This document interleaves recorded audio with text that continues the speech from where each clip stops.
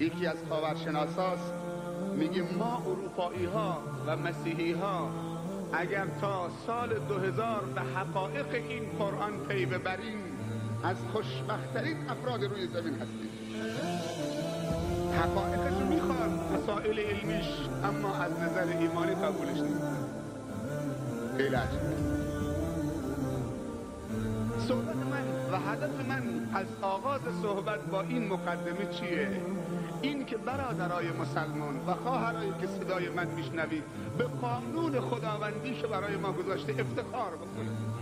در این فرهنگ ما، فرهنگ غنی ما، همه مسائلی که برای یک زندگی آبرومندانه در دنیا و آخرت و سعادت و خوشبختی لازمه نهفته است. ترکتکم علی المحجة البیضاء لیلها کنهارها لا یزیغ عنها الا هالک. پیامبر صلی الله علیه و سلم ارشاد می‌فرمایند که ای امت من شما را بر راه و روشی روشن درخشان رها کردم و رفتم، راهی که شبش مثل روزشه. اصلا راه خدا و راه اسلام و راه قرآن شب نداره، یعنی تاریکی نداره، همش روشناییه. برای یک نفر شبه، اون کسی که چشمشو ببنده. درسته الان خورشید داره میتابه، هوام روشنه، اگر من چشمم نبندم تو چاله نمیفتم. پس با وجود روشنایی باید چشمتم باز کنی، یا باید تاریک باشه چشمت باز باشه تو چاله بیفتی، یا باید روشن باشه چشمت ببندی تو چاله بیفتی. اگه هوا روشن باشه چشمتم باز باشه تو چاله نمیفتی. خوب میفهمی چه دارم میگم. افتخار به قانون اسلامی، به فرهنگ اسلامی. سبحان الله، در میان امت اسلام چیز با ارزشی که خودشون دارن اونقدر بی ارزش کردن و چیزی بی ارزش اونقدر با ارزش کردن که یک جوان مسلمان وقتی نماز میخونه خجالت میکشه به رفیقش بگی میخوام برم مسجد. وقتی ریش میداره از خودش شرمنده است، همه نگاه من دارن میکنن. اگر جوانی داره نماز شب میخونه مادرش بهش میگه پسرم دیوانه شده، مادری بوده که آمده شکایت دختر و پسرش کرده پیش علما، این پسر من شب روز داره نماز میخونه، گنو بودی دیوانه شده. سبحان الله. چون ما رو نسبت به ارزش‌های والای اسلامیمون اینطوری بی‌رغبت کردن، کمرنگ کردن، چطوری پوچگرایی و بی‌ارزشی و بی‌بندوباری رو اینقدر جلوه دادن که اینقدر با دیده احترام بهش نگاه می‌کنیم. این مصداق حدیث پیامبر صلی الله علیه و سلم، جای گله نیست، آخر الزمانه. میگه در آخر الزمان روز به روزش بدتره، فتنه هایی میاد مثل اجماع سلام،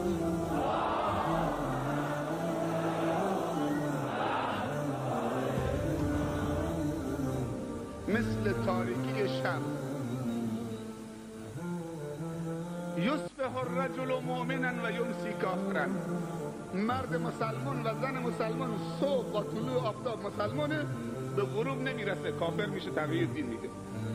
امروزه غروب مسلمانه، به صبح نمیرسه، تو دل شب تو تلویزیون تو ویدیو چه مشاهده میکنه، به صبح نمیرسه کافر میشه. ولی نماز عشا خونده با جماعت مسلمان بوده، رفته خونه، رفته تو مراسم عروسی، رفته یه جایی یه چیزی نشونش دادن، دیدن فکرش عوض شد، دم صبح نکشید کافر شد. یبیع دینه و عرضه بعرض من الدنیا. دین و ناموس و آبروش میفروشه به چیز بی ارزش و پشیده از این علامات قیامت.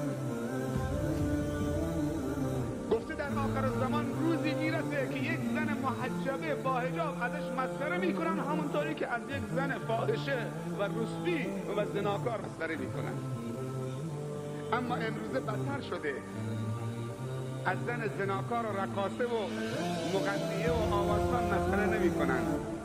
حتی بارها شده که یک دختر سر عروسی بی شرم و حیا رقصیده، همه زنهای مسلمان براش کف زدن. به به عجب رقصی کردی، این رقص چه اسم داره؟